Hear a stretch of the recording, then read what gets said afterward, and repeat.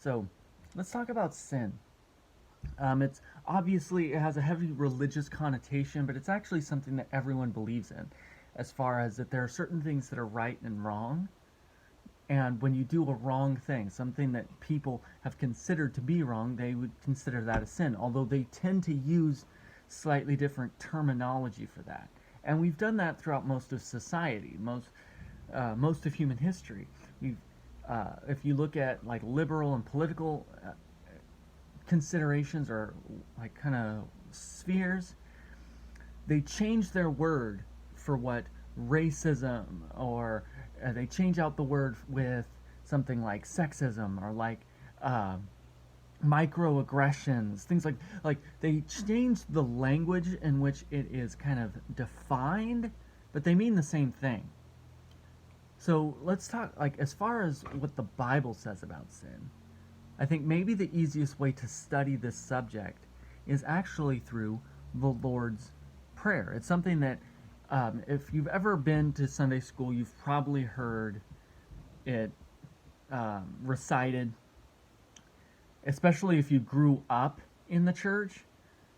But if you've ever been to a large gathering where different people from differing denominations or differing backgrounds or different kind of traditions were trying to recite the Lord's Prayer together, you'll notice that there's a specific part of it where it says, and forgive us our, and then you'll hear like a muttering kind of roll through the crowd of different people are using different words that they actually memorized that are supposed to fit there.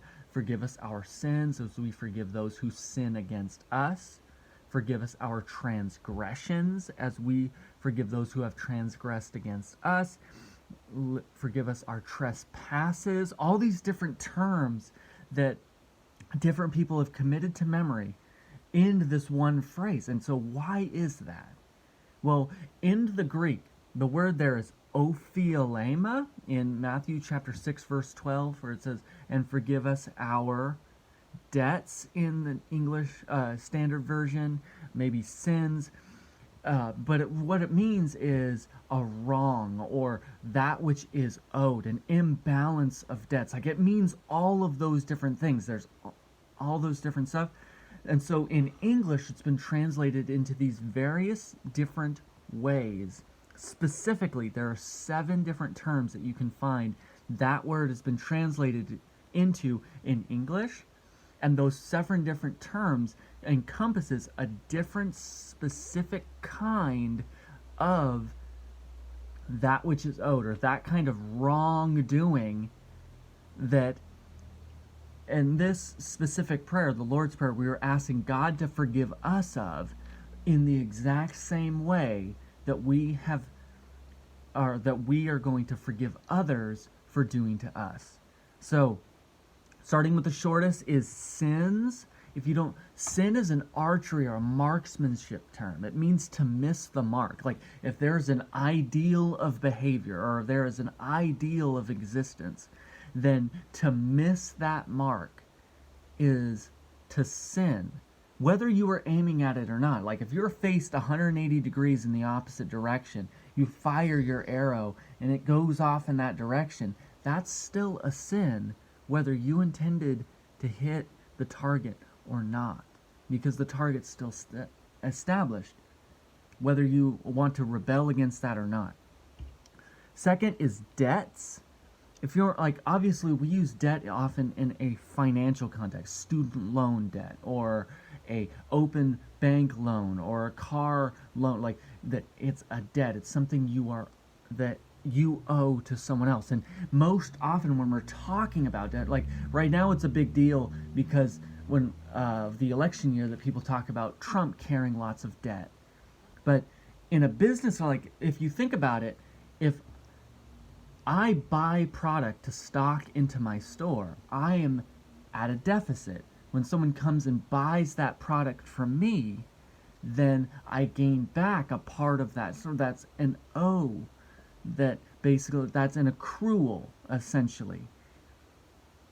That it's an unresolved deficit. It's an imbalance of what I contain within myself and what I need, or or what someone else has, or of an obligation I've promised to someone else, and what I have brought to the table in terms of to kind of to pay that off, essentially.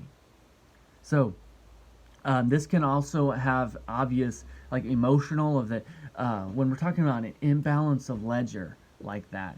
Like, we often carry debts that we owe other people. Like, friendship is often that, hey, I owe you one, right, on the next one, or you buy this one, I'll get the next one. We have the tendency to carry these kind of minor imbalances with people that we know.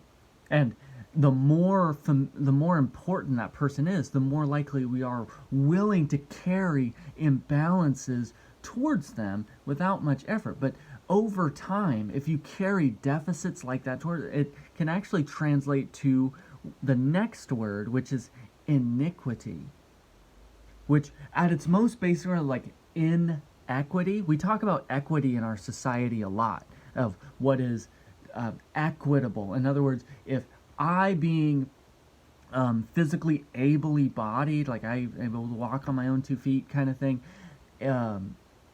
then me being able to walk up the steps to the courthouse is not a big deal. But if a person's in a wheelchair or has crutches, they may need additional assistance to get up that same distance. So they require more assistance to be able to do the same thing. And as a result of giving them additional assistance, that is acting equitably towards them, because I don't need as much assistance. I should not receive as much assistance. That's equitable. It's not equal. If I receive the same amount of assistance that they are, that would not be fair. That's basically the basic understanding of iniquity. It's fairness.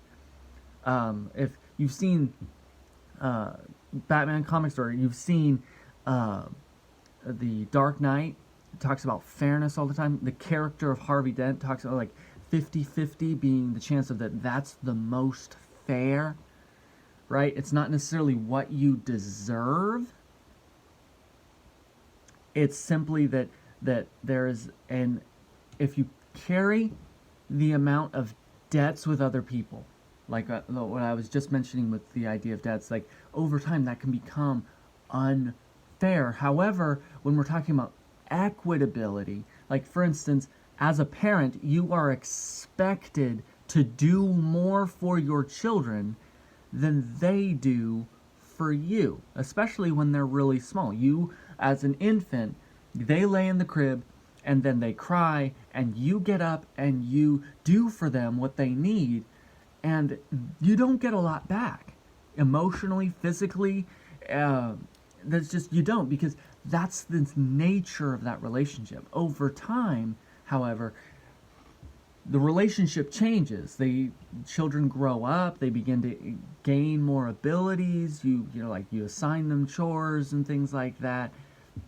It becomes a common thing for parents to be like, I didn't bring you into this world, I can take, like, stuff like that. Of that, it's beginning to wear on that sense of iniquity with a person as they grow up. Like, in some ways, that it's like that they've been investing in you for this amount of time. Now you need to begin to give back to them, right? That's the essence. Iniquity. Well, God has kind of imparts that same or a similar idea to you through Bible, in that it says that to much who have been given, much are required. And we don't realize how much, especially in the American West, like, we don't realize how much we've been given because we take it for granted. And like, the essence of iniquity is taking things that we have for granted. The two next ones are very, very similar, so it's very difficult to kind of tease them apart. And that's offense and insults. Forgive us our offenses as we forgive those who offend us, and then forgive us our insults as we forgive those who have insulted us. And an offense, if you think like in football, offense scores points. right? It's the idea that offense, it is designed to move against another for the purpose of scoring points. And then insults is where you, like, it's an emotional or a character attack against another person. When people sling mud during a political campaign and things like that, that's an insult. It doesn't necessarily score points. It's meant primarily to undermine the platform or the footing of someone else so that you can get ahead of them. They're very similar because obviously when we talk about like that I was offended, it's often based on insults that have been delivered, but or if you're an offense against someone, but either way, both of these are very personal attacks. The difference is that an insult is primarily an emotional or a character attack, whereas offense can actually be a physical attack against someone, a physical altercation. All right, the number 6 is a trespass. Forgive us our trespasses as we forgive those who have trespassed against us.